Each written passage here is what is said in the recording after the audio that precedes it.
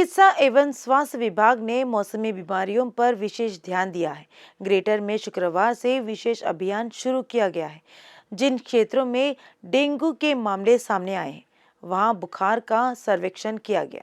शहर में जहां अब तक डेंगू के 500 से ज्यादा मामले दर्ज किए जा चुके हैं, वहीं अधिकारियों ने पाया है कि 30% मामले दूसरे इलाकों के हैं।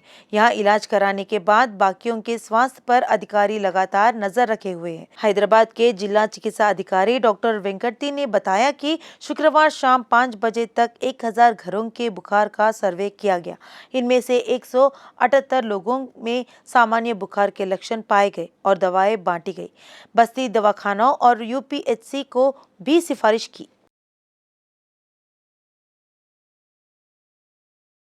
जुड़वा शहर भले ही आसपास के इलाकों में बारिश कम हो रही हो, जलाशयों में बाढ़ का कहर जारी है। शहर की सीमा के भीतर उस्मान सागर और हिमायत सागर के मुख्य जलाशयों में मामूली बाढ़ जारी है। जैसे ही जलाशय अपने अधिकतम जल स्तर तक पहुंचते हैं, फाटकों को उठा लिया जाता है और नीचे की ओर छोड़ दिया जाता है। बीती रात 8 बजे तक 400 क्यूसेक बाढ़ का पानी उस्मान सागर पहुंच रहा था। इसके साथ ही अधिकारियों ने 2 फाटकों को 2 फीट ऊंचा कर 408 क्यूसेक पानी नीचे की ओर छोड़ा। उस्मान सागर का अधिकतम जलस्तर 1790 फीट था। वर्तमान में यह 1786.30 फीट है। साथ ही जहां 200 क्यूसेक की बाढ़ हिमायत सागर में आ रही है, वहीं अधिकारी गेट उठाकर 170 क्यूसेक पानी डाउनस्ट्रीम में छोड़ रहे हैं। हिमायत सागर का अधिकतम जल स्तर 1763.50 फीट और वर्तमान जल स्तर 1760.60 फीट है। वर्ष 2021-22 के लिए 441 अस्पतालों का कायाकल्प पुरस्कार दिए गए हैं। मंत्री हरीश राव ने राज्य में अस्पतालों के लिए कायाकल्प पुरस्कारों के लिए चुने जाने पर प्रसन्नता व्यक्त की। इन्हें प्राप्त करने वाले जिला अस्पताल को प्रथम पुरस्कार के रूप में 50 लाख, द्वितीय पुरस्कार के रूप में 20 लाख और प्रोत्साहन पुरस्कार के रूप में 3 लाख दिए जाएंगे। मंत्री हरीश राव ने कहा कि ये पुरस्कार इस बात का प्रमाण है कि सीएम केसीआर के नेतृत्व में सरकारी चिकित्सा सेवाओं में गुणवत्ता मानकों में उल्लेखनीय वृद्धि हुई है। उन्होंने कहा कि राज्य सरकार पीएचसी स्तर से गुणवत्तापूर्ण चिकित्सा सेवाएं उपलब्ध कराने के लिए कड़ी मेहनत कर रही है। तेलंगाना जन समिति के अध्यक्ष प्रोफेसर कोदंडराम ने मांग की है कि राज्य में भूमि सर्वेक्षण किया जाए और गांवों में राजस्व सम्मेलन किया जाए। उन्होंने धरनी मुद्दे सुलह के तरीके पर तारनाका में आयोजित भूमि संवाद चर्चा कार्यक्रम में भाग लिया। कार्यक्रम में तेलंगाना तहसीलदार एसोसिएशन के अध्यक्ष लच्छी रेड्डी ने भाग लिया। धरणी వల్ల ఉత్పన్నమైన సమస్యలు బోల్డ్ ఉన్నాయి। ఈ రోజున ప్రభుత్వ లెక్కల ప్రకారం చూసినా ఒక గ్రామంలో 200 నుంచి 300 సమస్యలు, కొన్ని గ్రామాలలో అంతకంటే ఎక్కువగానే భూ సమస్యలు ఉన్నాయి। మరి ఏం చేస్తే ఈ భూ సమస్యల పరిష్కారం అవుతుంది?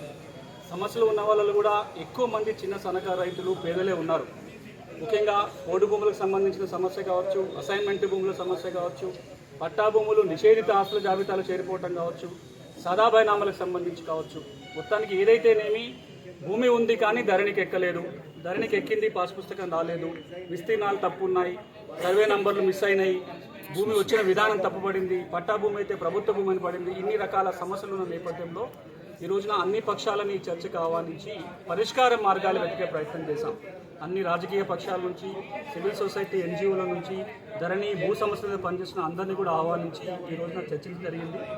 సారాంశం ఏంటంటే సమస్యలు ఉన్నాయని అందరూ ఒప్పుకుంటున్నారు। ప్రతి గ్రామంలో 100-200 కాదు, ఇంకా అంతకంటే ఎక్కువ సమస్యలు ఉన్నాయని చెప్పారు।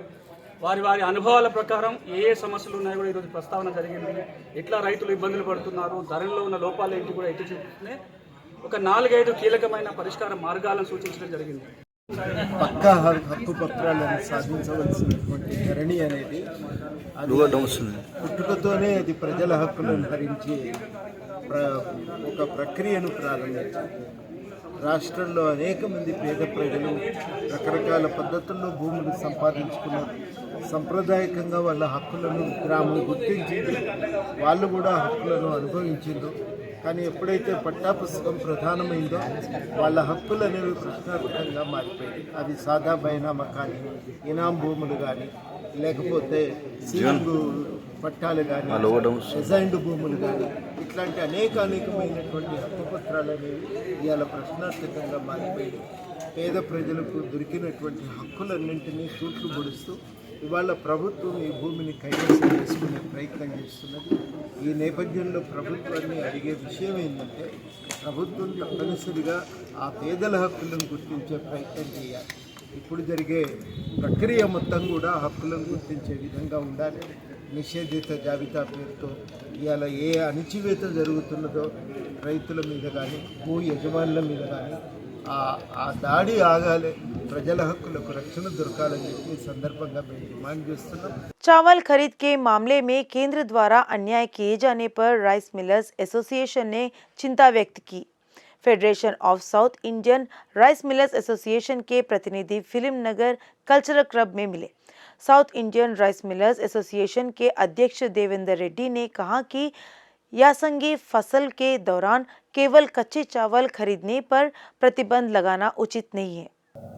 ధాన్యం సేకరణ విషయంలో కేంద్ర ప్రభుత్వం అనుసరిస్తున్న విధానాల వల్ల నూతనంగా ఏర్పడ్డ తెలంగాణ రాష్ట్రంలో రైతాంగానికి ప్రత్యక్షంగా పరోక్షంగా రైస్ మిల్ ఇండస్ట్రీకి తీరని నష్టం జరిగింది. దీనికి కారణాలు రాజకీయం కావడం ఒక శోచనీయమైన అంశం. దేశానికి సంబంధించి జై జవాన్ జై కిసాన్ ఈ రెండు అంశాలలో రాజకీయాలు ఉండకుండా ఉండుంటే చాలా మేలు జరిగి ఉండేది.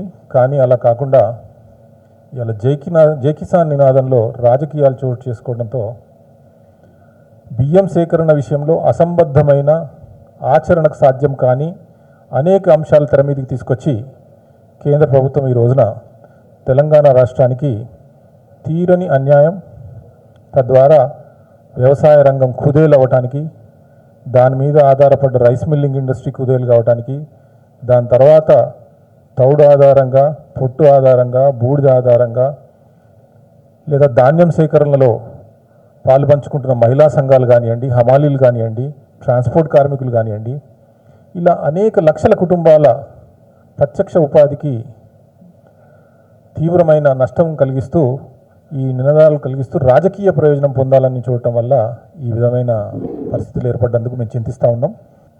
రాష్ట్ర ప్రభుత్వం కానీ కేంద్ర ప్రభుత్వం కానీ ఇద్దరు సహకరిస్తేనే ఇప్పటిదాకా ఇండస్ట్రీ నిలబడ్డది. కాకపోతే ఈ జూన్ 7 నుంచి 5 వారాలైంది ఇవాళటి వరకు మేము గౌరవ కేంద్ర మంత్రివర్యులు కిషన్ రెడ్డి గారికి, బీజేపీ శాఖ రాష్ట్ర అధ్యక్షుడు బండి సంజయ్ గారికి విన్నవించుకున్నాము. వారు కూడా గత వారం శుక్రవారం నాడు మీకు ఆర్డర్ వచ్చేసింది, మీరు సోమవారం నుంచి బియ్యం పెట్టుకోవచ్చు అని కూడా వాళ్ళు పత్రికా ప్రకటన కూడా చేశారు. అయినా కానీ ఇప్పటి వరకు కూడా ప్రొక్యూర్మెంట్ స్టార్ట్ కాలేదు.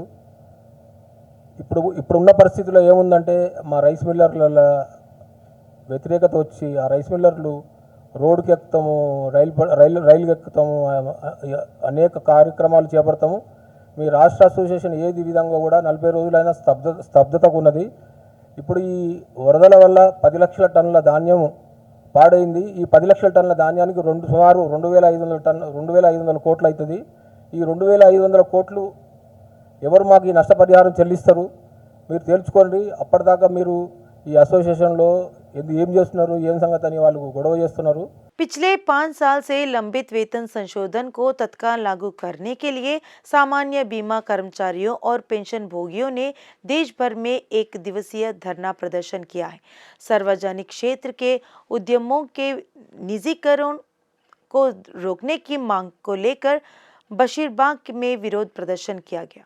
अखिल भारतीय बीमा कर्मचारी संघ के उपाध्यक्ष KVVSN राजू ने कहा कि LIC में वेतन संशोधन किया गया था, लेकिन GIC में नहीं।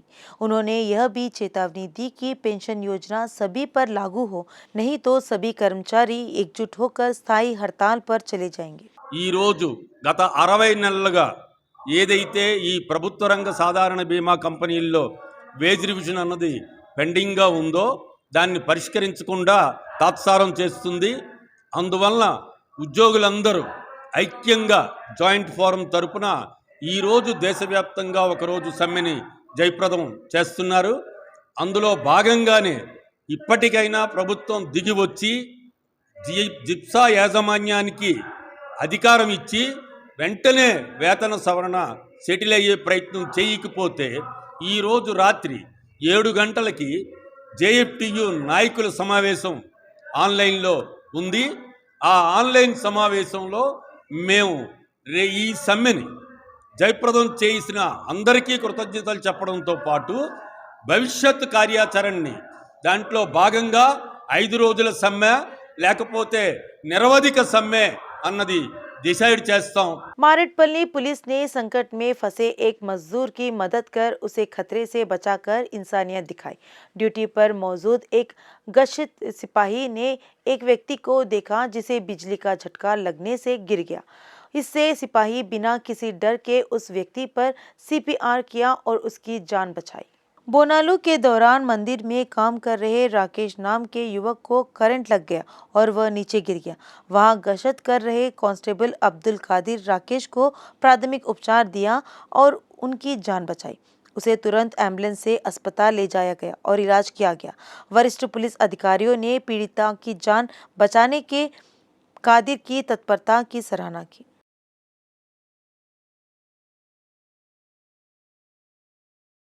आज़ादी का अमृत महोत्सव समारोह के हिस्से के रूप में नागौल में भारतीय भूवैज्ञानिक सर्वेक्षण में एक प्रतिष्ठित सप्ताह का आयोजन किया गया था।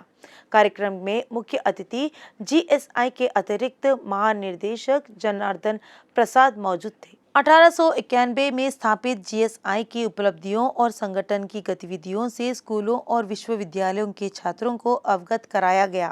इसके बाद GSI के प्रयोगों और संग्रहालय में मौजूद वस्तुओं के बारे में छात्रों को विस्तार से बताया गया। GSI के निर्देशक अजय कुमार ने कहा कि देश के सभी राज्यों में जिला संसाधन मानचित्र उपलब्ध करा दिए गए हैं। तेलंगाना में 33 जिलों के संबंध में पूर्व में 10 जिलों को भौगोलिक मानचित्र दिए जा चुके हैं। उन्होंने कहा कि इस कार्यक्रम में 6 और जिलों के मानचित्र जारी किए गए। 75 ఇయర్స్ భాగంలోగా తెలంగాణలో యొక్క మన ఎర్లియర్ ఇట్ వాజ్ 13 డిస్ట్రిక్ట్, ఇప్పుడు ప్రస్తుతం ఉన్నటువంటి 33 డిస్ట్రిక్ట్లో 6 డిస్ట్రిక్ట్లో అంటే 6 డిస్ట్రిక్ట్ల యొక్క మ్యాప్స్, జియోలాజికల్ మ్యాప్స్ సపరేట్గా మరి రిలీజ్ చేయబడింది కదా.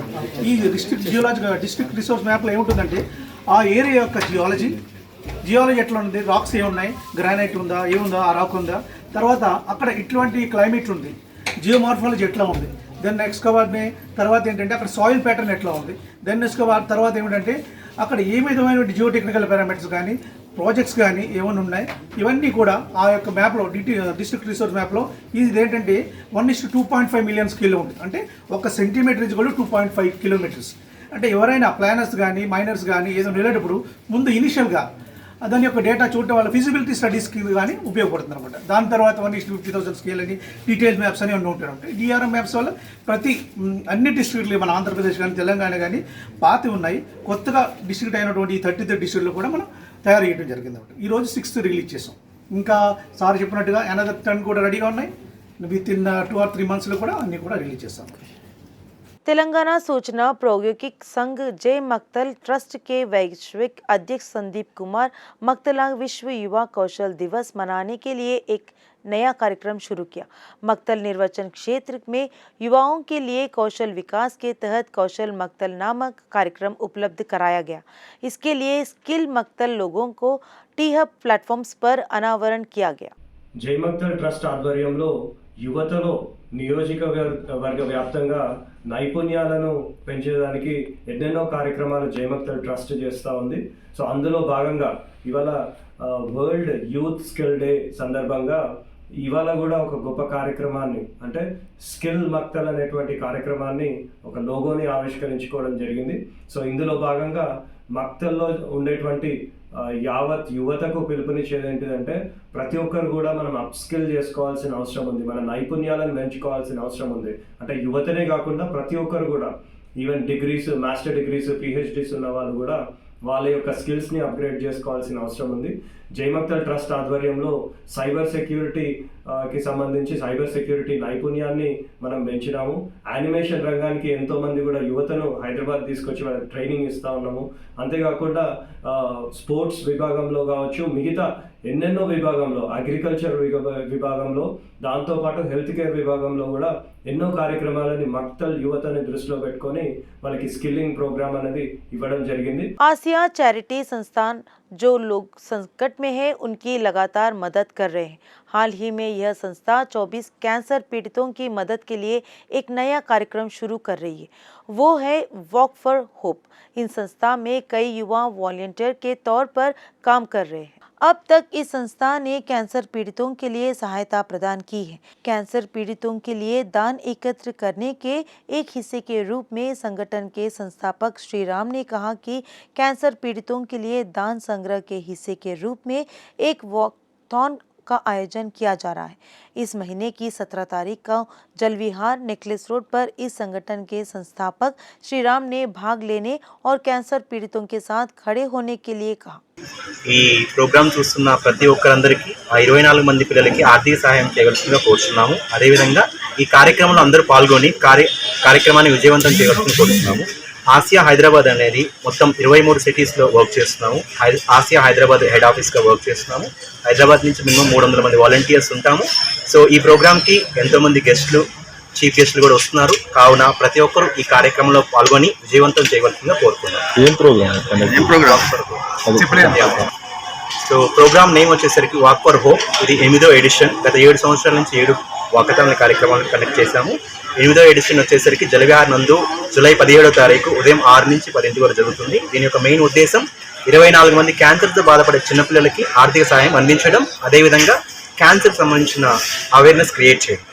Thank you. సో ఈ ప్రోగ్రామ్ రిజిస్టర్ అవ్వాలంటే asiafoundation.org అనే వెబ్సైట్లో రిజిస్టర్ అవ్వచ్చు. అదేవిధంగా 9652919421 అనే నెంబర్కి మీరు కాంటాక్ట్ అయినా మీ డీటెయిల్స్ అనేది ప్రొవైడ్ చేస్తారు. बीसी कल्याण विभाग के प्रमुख सचिव बुर्रा वेंकटेशम ने कहा कि ब्रह्म कुमारी दुनिया में महिलाओं द्वारा संचालित एकमात्र आध्यात्मिक केंद्र है। छावनी में इंपीरियल गार्डन में ब्रह्म कुमारी के तहत दया और करुणा वार्षिक परियोजना के लिए आध्यात्मिक अधिकारिकता का उद्घाटन समारोह आयोजित किया गया। वेंकटेशम ने कहा कि समाज में जातियों से परे आध्यात्मिक चिंतन पैदा करने वाली ब्रह्म कुमारियां की सेवा काबिले तारीफ है। इस अवसर पर मुंबई के प्रसिद्ध गायक हरीश मोयल द्वारा गाए गए आध्यात्मिक गीतों और बच्चों द्वारा प्रस्तुत सांस्कृतिक कार्यक्रमों में दर्शकों को मंत्रमुग्ध कर दिया। అతిథులు వచ్చేసారు. మరియు మౌంట్ ఆబు నుండి మా రాజయోగి బ్రహ్మకుమారి ఆశా దీది, రాజయోగిని బ్రహ్మకుమారి సంతోష్ దీది మరియు రాజయోగ్ బ్రహ్మకుమార్ బ్రిజ్మోహన్ గారు ఈరోజు రావటం జరిగింది. మన ఈ లాంచింగ్ ప్రోగ్రామ్ ఏంటంటే స్పిరిచువల్ ఎంపవర్మెంట్, దయ, కరుణ, ఏ విధంగా మనం ఆధ్యాత్మిక జ్ఞానం ద్వారా, ఆధ్యాత్మిక శక్తుల ద్వారా మనం దయా కరుణని మనలో నింపుకోవాలి.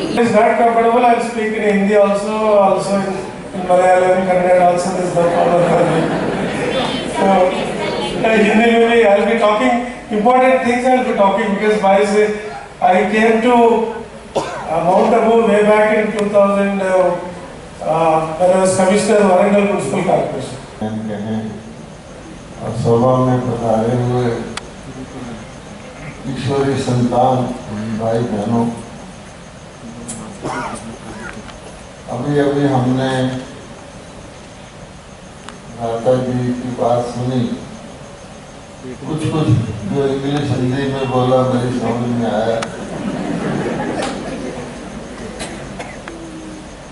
आपने मातृशक्ति की, इसका तो कोई मुकाबला ही नहीं है, उसका एक उदाहरण दिया. जगतियाला जिले के रायकल में बाढ़ प्रभावित इलाकों की खबर कवर करने जा रहे मशहूर चैनल रिपोर्टर जमीर की बाढ़ में जान चली गई.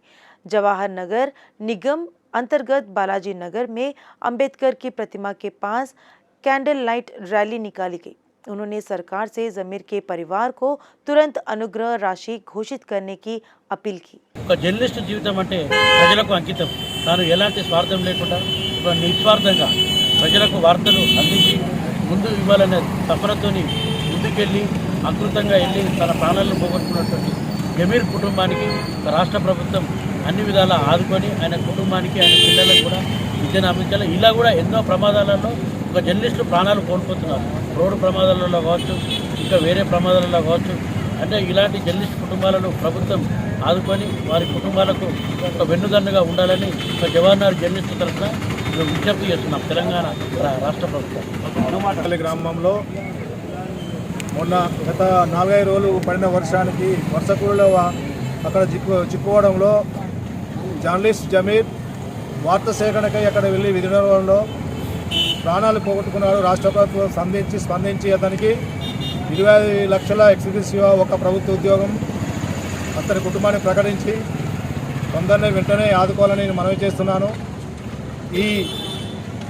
ఇటీ విషయానికై జవహర్లాల్ జర్నలిస్ట్ మొత్తం టోటల్ 100 మంది జర్నలిస్టులు నివాళులర్పించడం జరిగింది. జమీరానా मेडचल जिले जवाहर नगर थाना क्षेत्र के दमाईगुड़ा में एक व्यक्ति की बेरहमी से हत्या कर दी गई। दमाईगुड़ा में NVR वाइन के पीछे एक रियल एस्टेट व्यापारी रघुपति पर अज्ञात व्यक्तियों ने चाकुओं से हमला किया।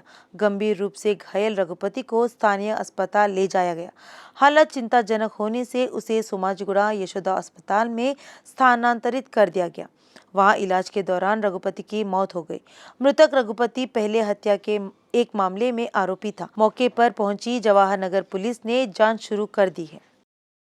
पुल्लारेड्डी स्वीट्स के मालिक पुल्लारेड्डी के परिवार को कोर्ट में करारा झटका लगा है। अदालत ने पुल्लारेड्डी के पोते एकनाथ रेड्डी को और उनके परिवार के सदस्यों के खिलाफ आदेश पारित किया। पंजागुट्टा ने पुलिस को आदेश जारी किया कि बहू प्रज्ञा रेड्डी को घर में घुसने दे और उसकी रक्षा करे। अतिरिक्त दहेज के लिए प्रताड़ित करते हुए प्रज्ञा रेड्डी को कमरे से बाहर निकलने से रोकने के लिए रातों रात दीवार बनाकर बंधक बना दिया गया। प्रज्ञा रेड्डी ने अपने पति और ससुराल वालों के खिलाफ पुलिस में शिकायत दर्ज कराई है। इस मामले में प्रज्ञा रेड्डी ने कोर्ट का दरवाजा खटखटाया था। मामले की सुनवाई करने वाले चौथे मेट्रोपॉलिटन मजिस्ट्रेट की अदालत ने आदेश जारी किया कि पीड़िता को घर में घुसने दिया जाए। पंजागुट्टा ने पुलिस को उसकी सुरक्षा के लिए उचित कदम उठाने का निर्देश दिया। आयोजक डॉक्टर MR चौधरी वडलापटला ने बताया कि सहारा वर्ल्ड के तत्वावधान में आज सिनीफेयर अवार्ड्स 2022 का आयोजन शिल्पकला स्तर पर होगा। संबंधित पोस्टर का अनावरण बंजारा हिल स्थित सहारा कंपनी के कार्यालय में मानस पद्मिनी नागुलपल्ली और Bigg Boss fame doctor MR Chowdary ने किया। उन्होंने कहा कि हैदराबाद में पहली बार इसे सबसे बड़े फिल्म मेले का आयोजन किया जा रहा है। कहा जा रहा है कि इसमें फिल्म इंडस्ट्री की कई हस्तियां शामिल होंगी। సహారా వరల్డ్ మేనేజ్మెంట్ సర్వీసెస్ ప్రపంచవ్యాప్తంగా గత 16 సంవత్సరాల నుంచి ప్రపంచంలోని యుఎస్ఏలో, యూకేలో, సౌదీ అరేబియాలో, ఆస్ట్రేలియాలో, దుబాయ్లో మరియు కెనడాలో అనేక కార్యక్రమాలు నిర్వహిస్తూ వస్తున్నాం. గత సంవత్సరం నుంచి Sahara group management, world management, Deccan wood cine association తోటి, MRC వడ్లపట్ల తోటి మరియు ఈ సంవత్సరం VB ఎంటర్టైన్మెంట్స్ తోటి, రెడ్ పెటల్స్ తోటి కలిసి సంయుక్తంగా మేము NTR స్వర్ణ జయంతి సందర్భంగా 4 కేటగిరీల్లో ఆర్టిస్ట్ కేటగిరీ, తర్వాత డైరెక్టర్స్ కేటగిరీ, తర్వాత ప్రొడ్యూసర్స్ కేటగిరీ, తర్వాత పొలిటీషియన్స్ కేటగిరీస్లో అందరికీ ఒక జ్యూరీని నియమించి ఒక సీనియర్ జర్నలిస్ట్ మరియు కపుల్ ఆఫ్ ఆర్టిస్టులతో. అందరికీ నమస్కారం. నేను మీ Manas Nagulapalli. Sahara world management services ద్వారా అక్టోబర్ 16 రోజు నాడు ఫిల్మ్ స్టేషన్ ప్రోగ్రామ్ శిల్పకళా వేదికలో చేస్తున్నారు. I'm really glad to attend this curtain raiser programme.